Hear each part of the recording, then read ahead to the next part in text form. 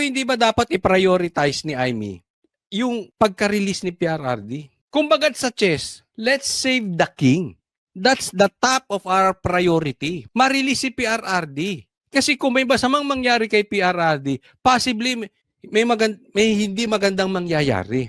At malulungkot ang sambayan ng Pilipino. So, bago yung mga kaek-ekan mo, Amy Marcos, na mga batas na yan, gumawa ka muna. Ay, yung ginawa nila Robin.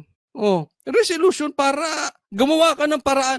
Ma-release muna dun si PR. Ang importante, ma-release si PRRD, house arrest. Dahil ang tao, pag in-isolate mo yan, an ordinary person, pag in-isolate mo, magkakaroon niya ng depression. Kasi we are created as a social being. So kailangan natin ng laging may kausap, meron tayong ginagawa, all the more si PRRD. Kasi sociable si PRRD eh. Di ba? Siguro kung ako pa yan, pwede pa kasi okay lang ako sa gilid eh. Di ba? Kahit wala kang kausap, okay lang. Si PRRD, hindi ganyan po ang pagkakilala namin kay PRRD. So, let's save the king muna, kumbaga. Ika nga. Bago yung puro kalokohan mong ganyan, Amy. Panukalang batas ito na nagbabawal sa mga extraordinary rendition o ang sapilitang paglipat sa isang tao mula sa Pilipinas papunta sa ibang bansa ng walang court order. Parusang pagkakakulong ng hanggang 20 taon at multang hanggang 10 milyong piso ang itinakdang parusa sa panukala. Alam mo, hindi ko maintindihan ano yung panukalang Duterte Una, pinagbabawal ng extraordinary rendition at may pagkakulong at may multa. Dati namang may ganyan. Illegal po yan eh. Hindi dapat yan. Dapat talaga dadaan yan sa korte. Nasa batas naman yan eh. Ano yung wala doon sa batas? Din sa dinagdag mo, Amy. Hindi naman po tayo abogado pero kasi syempre, confused tayo dito ba? May maitutulong pa ba dyan? Meron namang batas. Siguro dapat sinabi mo, yung magpapadala doon ng extraordinary rendition or kidnapping in layman's term, yun na nga din yan. Yan din yun. Kasi kidnap dinala mo ron nang hindi ka dumaan sa korte. Halimbawa, gawin ko kay Torre. Basta ko siya dinala sa dahig. Anong tawag nyo ron? Di kidnapping, sa kanila extraordinary rendition. Diba? Hindi ako dumaan sa korte. Parehas, may batas naman tayo patungkol dyan. Sana nilagay mo ron. Sino yung nanguna sa extra rendition, pwedeng i-firing squad agad-agad, hindi na rin dadaan sa korte. Yung mga ganon, sangayon ba kayo? Hindi ba yung ganon eh? Kasi ang nangyayari, dinala nila si PRRD ron nang walang dinaan ng korte. That is very clear. Kaya maka-Marcos ka, kaya maka-Dilaw ka, kaya maka-komunista ka, kaya maka-Duterte ka, malinaw po sa ating lahat yun.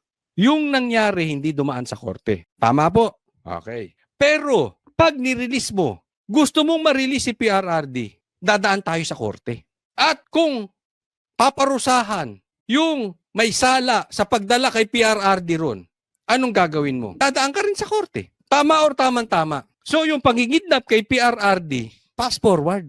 Hindi mo dinaan sa korte. Pero, para solusyonan mo yun, sang katutak na korte ang dadaawanan natin. Dadaan tayo sa korte ng ICC, dadaan tayo sa korte ng Pilipinas. Fair? Yun. Fair ba? Fair ba? Dapat yun na sinulusyonan ni Amy. Dapat yun na inisip niya. Teka muna, parang unfair. So kung may ganun, dapat yung gagawing batas ni Amy, automatic.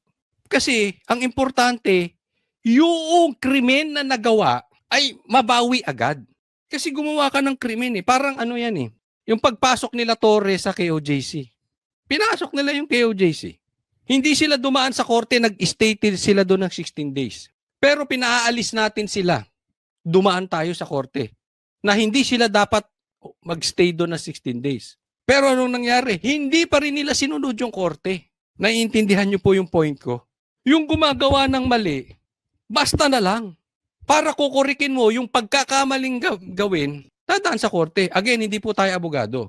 Pero yan ang dapat masolusyonan. Hindi yung dodoblehin lang ni Amy Marcos yung meron ng batas. Ngayon, paano gagawin yon? Hindi ko alam. Ikaw, senador, ikaw mag-isip.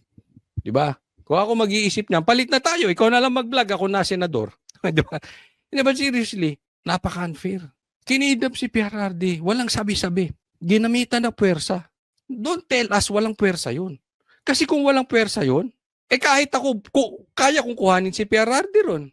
Hindi ko makakuha kasi may puwersa eh. Sa gate pa lang di ka na makakapasok. Nukala. Kaugnay sa impeachment, handa naman daw ang vice na harapin ang kaso matapos lumabas sa resulta ng SWS na 66% ng Pilipino ang nagsabi na dapat harapin ito ang impeachment para masagot ang mga aligasyon laban sa kanya. Ipinauubayan na raw ng OVP sa korte. Ito sa akin, okay. 66% daw pabor sa impeachment, sabi ng SWS. Hello? Naniniwala kayo sa survey na yan? Yung election nga, sabit-sabit sila eh. Yung panalo sa election, iba dun sa survey. Ayokong husgahan. Pero kayo, naniniwala ba kayo dyan sa pa-survey ng SWS? Okay? Ako, in my opinion, walang kwenta yung SWS. Wala yung survey na yan. Wala yan. Alam niyo yung survey na yan? Tumaas ang trust rating ni Marcos ngayon lang. Sa nangyayaring kaguluhan sa Pilipinas, walang proyekto. Tumaas pa ang trust rating ni Marcos. Tapos si Sara hindi tumaas. Naniniwala kayo dyan? Naniniwala kayo sa SWS? Kung naniniwala kayo, karapatan nyo yan. But as far as I'm concerned, wala yan. As in, not even close to reality, yung survey na yan.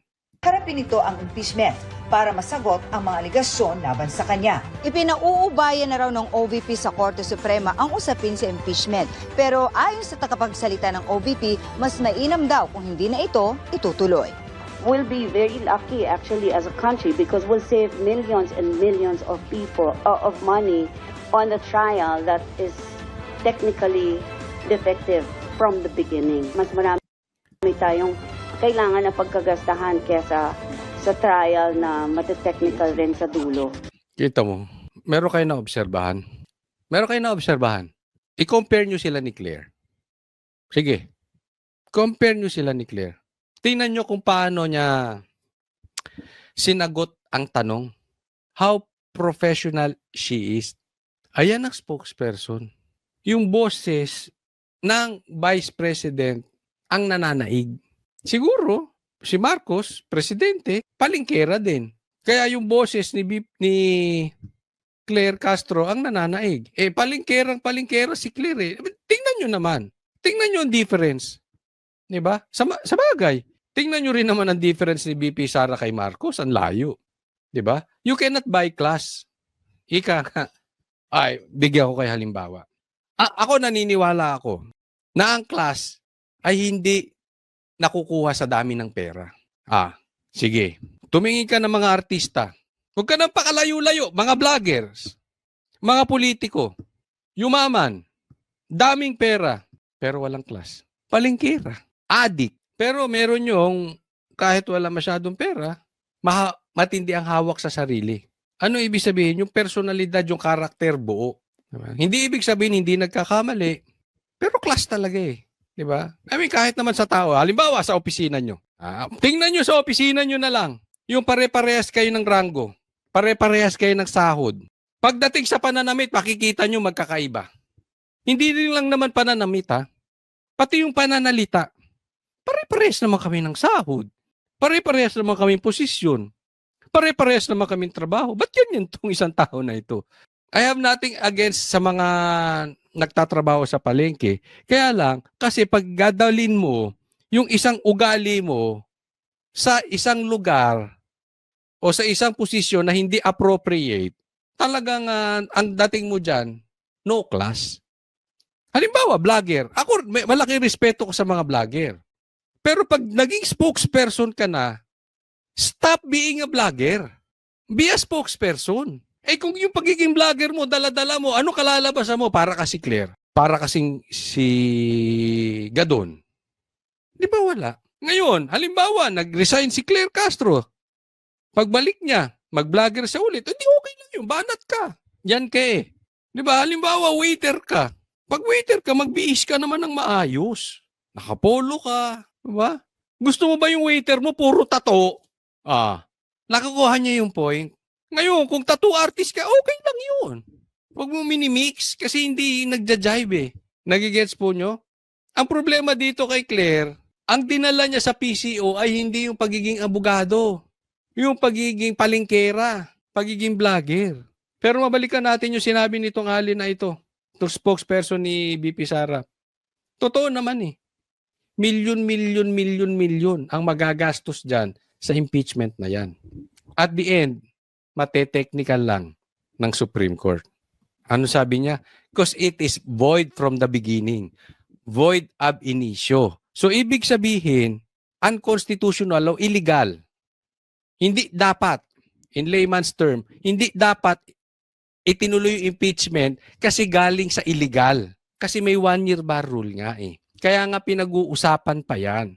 So pag tinuloy mo yan, nagsayang ka ng panahon, nagsayang ka ng pera, ang nakinabang lang yung mga senador na mahilig sa grandstanding. Una.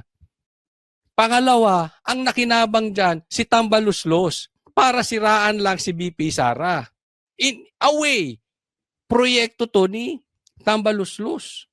Sinong nakinabang dyan? Eh di, yung mga aso ni Tambaluslos na inutusan na pumirma na nabigyan ng pondo na sinasabi ni Chanko. Tama or tama? Pilipino. Tanong ko kayo, Pilipino may pakinabang dyan sa impeachment? Lalong-lalo na pag dineclare ng Supreme Court, void yan. Di nagsayang tayo ng oras, nagsayang tayo ng pera, pinakinabangan na naman tayong mga ordinaryong Pilipino neto, mga lintik na mga politician. Yung mahilig sa grandstanding, sila lang ang nakinabang. Dulo. Ipinagmalaki naman ng OVP kanina ang mga accomplishments ng tanggapan, kabilang ang libreng sakay na umaabot daw hanggang Tacloban City, lugar ni Speaker at later Representative Martin Romualdez. In Tacloban in particular, the Office of the Vice President really needs to provide the help because we have been consistently asked, naghihingi ang mga tao sa Office of the Vice President. Sa Tacloban pa talaga naghihingi ng serbisyo, no? Wala kang silbi dyan, Tambaluslos. Sabi rin ni Castelo na ang hindi pagbibigay ng pondo para sa mga proyekto ng OVP at ang hindi pagsuporta sa BICE ay disservice sa bansa. Tugon ito ng OVP sa sinasabing spare tire lang ang BICE. We need a Vice President who is always ready to assume. The services that are now being delivered by the Vice President through her office is a way of preparing herself just in case anything happens from now until 2028. And keeping her out of the loop, whoever the Vice President is, keeping her out of the loop or not being able to provide funds for her projects and programs, not being able to support the Vice President is a great disservice to the country. Para sa GMA Kaya mo kaya nga eh. Ang laking, yung pondo, tagpas na. Yung pondo para sa Office of the Vice President. Kaya, again, ulitin natin, from the start pa lang, alam naman natin, this is political harassment. Hindi ako naniniwala na ikaw ay may utak at hindi mo maiisip na ito ay hindi political harassment. Yung magagastos lang dyan sa impeachment, baka mas malaki pa doon sa kine-question nilang confidential funds ni BP Sara. Definitely, yung pumirma doon sa impeachment ni BP Sara, baka mas malaki pa ang natanggap according to Chanko kesa doon sa kine-question nilang confidential funds. We are people of hypocrites. We have hypocrites politicians. Ngayon, kung may utak ka at hindi mo nakikita yan, pakicheck mo yung utak mo. Baka may problema talaga. Simulan natin dito sa bagong fake news ni Claire Castro. Pasok! Nagsumite ng courtesy resignation si Palace Press Officer Claire Castro. Alinsunod dito sa utos ng bagong Presidential Communications Office Secretary na si Dave Gomez para sa performance audit ng PCO. Ayon kay Castro, wala naman siyang natatanggap na reklamo mula sa palasyo tungkol sa kanyang performance. Pinabulaanan din ni Castro na hindi na siya ang magsasalita sa mga press briefing sa Malacanang. Wala rin daw utos sa kanya na maghinay-hinay sa pagsagot sa media. Noong Pebrero na-appoint bilang Palace Press Officer si Castro.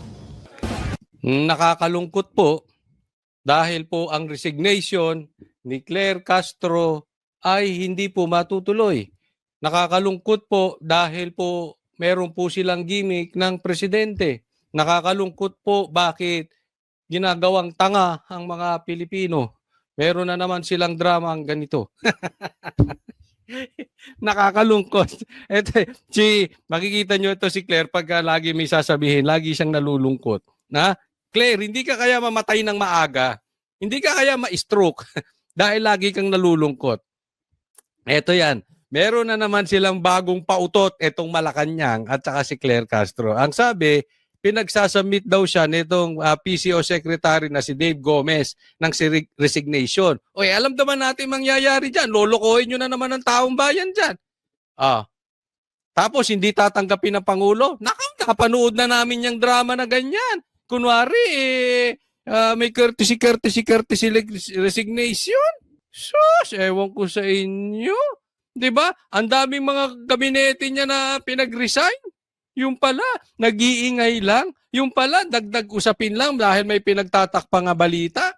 O yung pala, hindi rin tatanggapin. Ano na naman kadramahan nyo? Kayo talaga yung, meron ba kayo relasyon ni Bongbong? Hindi relasyon yung, baka iniisip nyo relasyon. Alam, meron kayong Di ba ganyan yung may mga relasyon? O yung may maraming mga pautot. Ulitin ko, hindi relasyon na jowa yung relasyon na, alam mo na merong sabuatan. Sige, mag-resign ka, kunwari. Tapos hindi ko na naman tatanggapin. Alam mo, ang nakakainis dito, ginagawa nilang tanga mga Pilipino. Yung mga gimmick na ganyan, parang sinasabi nila, sige, gawa tayo ng istorya, gawa tayo ng drama. Kasi ang mga Pilipino mahilig sa telenovela, mahilig sila doon sa may sinusundan. So susundan nila yung kwento sa ating dalawa, tapos magre-resign ka, tapos sa dulo hindi ko rin naman tatanggapin. Di ba? So ano ibig niyo sabihin? Sige, utuin natin yung mga Pilipino dahil mga Pilipino sadyang mahihilig sa chismis. Yung mga Pilipino sadyang mahilig sa mga telenovela. So gawa tayo sarili na nating telenovela para tayo pag-usapan, tayo maging relevant. Pero alam naman natin sa sarili natin, hindi ko tatanggapin yung resignation na yan. Parang ganon. Kasi ano sabi? Wala naman daw reklamo Malacanang sa kanya. Una. Pangalawa, hindi naman daw siya pinepreno sa pagiging palengkera niya. Diba? Mayroon pa yung pangatlo. Ano yung pangatlo? Yung pangatlo, siya pa rin ang haharap sa media. So para saan yung resignation? Ay, talagang niloloko nyo Bongbong Marcos ang mga Pilipino, ha? Niloloko nyo Claire Castro ang mga Pilipino, ha? So wala naman palang reklamo. So, business as usual. Yung ginagawa mo, yun pero ang gagawin mo. Walang pinagbago. Anong connect? Ba't ka pa magre-resign? Ganun din pala. Ngayon, sasabihin, paano coach kung tanggapin yung resignation? Tanggapin, pero wag naman sana tanggapin kasi wala na tayong clown. Wala na tayong pagtatawanan. Di ba? Yung isang abogado na naging vlogger. Wala na tayong sasabihan ng isang ahensya ng gobyerno ay wineponize para kalabanin ang hindi nila kayang taluning apelyido na ang Duterte. Di ba? Sabi nga, sinabi mismo sa amin nung nakamiting namin si Tatay Digong nung kami nasa Davao. Closed door meeting, sabi niya. Hiningi ko ang kanyang opinion sa bagay-bagay na nangyayari sa gobyerno. Hindi ko na-specify kung alin doon. Basta nasa Davao kami doon. Ang sabi niya, huwag niyong gambalain kung ang inyong kalaban ay gumagawa ng mali. Kasi inuhukay nila yung sarili nilang libingan. Kaya nga ayaw nating maalis to si Claire. Dahil ang dami na itong daming kapalpakan nagagawa nito. But seriously, nang dahil kay Claire, halimbawa, matuloy yung resignation ni Claire. Anong iiwanan niyang imahe ng PCO? Attack dog, di ba? Yan ang magiging imahe ng PCO ngayon. Anong tingin na ng taong bayan sa PCO? Hindi yung para mag-antay ka ng sasabihin ng presidente. Kung hindi, ano ang pambabara na gagawin ni Claire? Ano Hindi na ihintay ng tao. Ano ba ang magiging programa ng presidente patungkol sa napipigtong lahat na lang ng bagay ay itatax? Hindi na sila mag-aantay ng ganun. Anong aantayin nila? Paano palulusutan ni Claire yung kapalpakan patungkol sa another dagdag ng tax? Yan na po ang naging imahe. Alimbawa, merong baha. Aantayin pa ba ng taong bayan? Ano ang magiging statement ng presidente through Claire Castro? Hindi. Aantayin ng taong bayan kung paano ipapasa yung kapalpakan, yung baha sa mga Duterte. Paano i-connect? Yan na nga lang ang inaantay natin eh. Kasi wala ka namang maririnig about sa programa, about sa infrastructure, about sa plano ni Marcos. It's about the Duterte. Paano ipapasa sa Duterte? Ito masakit. Alam nyo nangyayari? Hindi na po yung boses o yung balita ng Pangulo ang naihahatid ni Claire. Ang naihahatid ni Claire is about her. Siya na po ang nagiging balita. Na sa palagay natin, yaan din ang gusto ng presidente. Dahil wala naman talagang ibabalitang mabuti ang presidente. Kesa may vacuum, kesa makita yung vacuum of leadership, kesa makita ng taong bayan, walang balita. Gawa na lang ng balita. So yung dapat salita ng presidente ay nagiging about Claire Castro. Siya na ang balita. Napansin nyo ba? So kahit anong mangyari, hindi matuloy ang resignation ni Claire, okay lang. Alam naman natin, napapanood natin. Kung matuloy yan, kawawa ang PCO. Ito po yung sinasabi natin na sana yung mga pumapasok na mga leader, secretary, huwag naman nilang babuyin yung opisina. Kasi aalis kayo dyan sa opisina eh. Oh, natuloy yung resignation niya. Pag alis niya ron, baboy na ang PCO. Anong iniwan niyang legacy? Meron ba siyang iiwanang legacy? Wala. Anong iiwanan niya? Sira. Wasak. Parang yung ginawa nitong itong mayor ng Manila. Iniwan yung Maynila, basura. Iniwan yung Maynila, puro utang. Huwag niyong babuyin yung opisina kasi aalis at aalis kayo dyan eh. At yun nga mga kababayan, anong masasabi niyo sa balitang ito? Maaring ihayag ang inyong opinyon at kuro-kuro sa comment section sa ibaba. Huwag din kalimutang mag-like, mag-subscribe at mag-share sa bidyong ito. Maraming salamat sa panonood.